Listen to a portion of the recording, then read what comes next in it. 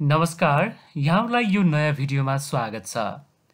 आज म यहाँहरूसँग एउटा विषयवस्तुमा छलफल गर्नको लागि आएको छु। आजको विषयवस्तु छ पढ्नका लागि सिक्ने कि सिक्नका लागि पढ्ने। एकैछिन सोचौं त कुन चाहिँ ठीक होला? पढ्नका लागि सिक्ने होला या सिक्नका लागि पढ्ने होला? एकैछिन मस्तिष्क मन्थन गरौँ है त। ठीक छ, हजुरले जे सोचिरहनु भएको छ, हजुरले कुनै एउटा सोचिरहनु भएको होला। पक्कै कि त पढ्नका लागि सिक्ने हो भन्ने सोचिरहनु भएको होला या सिक्नका लागि पढ्ने हो भनेर सोचिरहनु भएको होला, वा यो दुवै हो भन्ने पनि सोचिरहनु भएको होला। ठीक छ, के रहेछ? अब छलफल गरौँ है त। पढ्नका लागि सिक्ने, म पहिला यो विषयमा छलफल गर्छु, त्यसपछि मात्रै अर्को विषयमा म प्रवेश गर्छु। पढ्नका लागि सिक्ने अर्थात् हरेक भाषाका आफ्नै सङ्केतहरू छन्। ती सङ्केतहरूलाई कसरी उच्चारण गर्ने, त्यसको ध्वनि कस्तो हुन्छ के भनेर चिन्ने हो, त्यो कुरा चाहिँ पढ्नका लागि सिक्ने।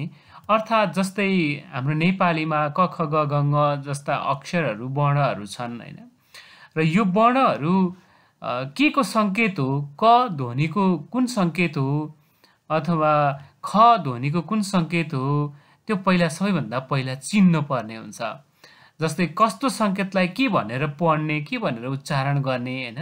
हामीले जस्तो पहिलो अक्षर हामीले के देख्न सक्छौँ, क भनेर हामी चिन्दछौँ, उच्चारण गर्दछौँ, त्यो सङ्केतको नाम क। यसरी हरेक सङ्केतहरूलाई चिन्न सक्नु त्यो चाहिँ पढ्नका लागि सिक्ने हो। र यति मात्रै होइन, जस्तै यो अक्षरहरू चिनिसकेपछि, जस्तै क एउटा अक्षर, ल एउटा अक्षर, अर्को म अक्षर, कलम, यो क ल म तीनटा अक्षर जोड्दा कलम हुन्छ। क ल मलाई कलम भनेर पढ्ने हो। यसरी अक्षरहरू चिन्ने, अक्षरहरूलाई उच्चारण गर्ने, अथवा अक्षर अक्षर मिलेर शब्द बन्छ, त्यसलाई शब्दलाई कसरी उच्चारण गर्ने, चिन्ने, त्यो प्रक्रियालाई चाहिँ हामीले पढ्नका लागि सिक्ने भन्दछौँ। अब हामी सुरुमा त अब के प्रारम्भिक कक्षाहरूमा त अब कक्षा 1 मा मानव भर्ना हुँदै त अब सबै खर्र पढ्न जानिएको हुँदैन। त्यसैले त्यो बेलामा चाहिँ कसरी पढ्ने हो त भनेर सिक्ने एउटा स्टेज हुन्छ, एउटा चरण हुन्छ, त्यो चाहिँ पढ्नका लागि सिक्ने। अथवा नेपालीमा मात्रै होइन, अङ्ग्रेजीमा पनि पहिला एबिसिडी यसको अल्फाबेटहरू चिन्ने चरण हुन्छ। त्यसपछि अब एउटा एउटा अक्षरहरू मिलेर फेरि शब्द बन्छ, त्यो शब्दलाई कसरी उच्चारण गर्ने, के उच्चारण भयो भने के अर्थ हुन्छ। त्यसैले हो यस्तो खालको एउटा चरण हुन्छ जुन पढ्नको लागि सिक्ने चरण हुन्छ।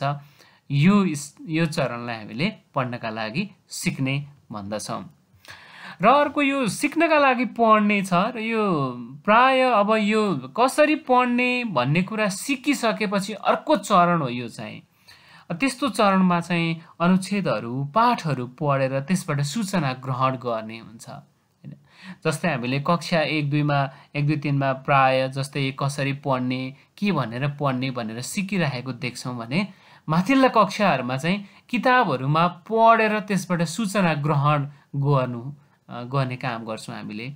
जस्तै हामी अलि ठुला व्यक्तिहरू, धेरै कक्षा पढेकाहरू चाहिँ सिक्नका लागि पढ्ने चरणमा छौँ, र साना भर्खर यो विद्यालय प्रारम्भ गरेका नानी बाबुहरूले चाहिँ पढ्नका लागि सिक्ने काम गर्छौँ। त्यसैले हामीले ससाना नानी बाबुहरूलाई चाहिँ पढ्नका लागि सिक्ने कसरी भनेर हामीले सघाइरहेका हुन्छौँ। क देखाउँदै क भन्न लगाउने, क लेखाउने, यी सबै कामहरू जस्तै क ल म कलम भनेर पढ्न सिकाउने हो। यस्तो कामहरू चाहिँ हामीले पढ्नका लागि सिक्ने चरण अन्तर्गत गर्छौँ। र केही यो कसरी पढ्ने भनेर सिकिसकेपछि चाहिँ, पढ्न सक्ने भएपछि चाहिँ फेरि सिक्नका लागि पढ्ने, यो चाहिँ माथिल्ला कक्षाहरूमा हुन्छ। यो कक्षा 1, 2, 3 मा, यो प्रारम्भिक कक्षाहरूमा प्राय यो पढ्नका लागि सिक्ने अवस्था चरण हुन्छ भने, माथिल्ला 4 5 6 7 8 9 10 11 12 यो माथिल्ला कक्षाहरूमा चाहिँ सिक्नका लागि पढ्ने चरण हुन्छ। मलाई आशा छ हजुरहरूले यो पढ्नका लागि सिक्ने कि सिक्नका लागि पढ्ने दुवै अघि अनुमान गरिरहनु भएको थियो। सायद अब हजुरहरूले बुझिसक्नुभयो कि प्रारम्भिक चरणमा पढ्नका लागि सिक्ने र अलि माथिल्ला कक्षाहरूमा यो पढ्नको लागि सिकिसकेपछि चाहिँ सिक्नका लागि पढ्ने। त्यसैले यो दुवै जे सोचिरहनु भएको यो दुवै ठिक छ, तर फरक यति मात्रै कि हामीले विद्यालयको प्रारम्भिक कक्षाहरूमा पढ्नका लागि सिक्ने एउटा अवस्था हुन्छ, चरण हुन्छ, र माथिल्ला कक्षाहरूमा सिक्नका लागि पढ्ने। यहाँहरूलाई यो भिडियो यस्तै खालका भिडियोहरू मनपर्छ भने, यो भिडियो मन पर्यो भने हजुरले लाइक, कमेन्ट र सेयर गर्न सक्नुहुन्छ। प्लिज यस्ता खालका अरू भिडियोहरू प्राप्त गर्नको लागि यस च्यानललाई सब्सक्राइब गर्नुहोला है त। हस्, धन्यवाद।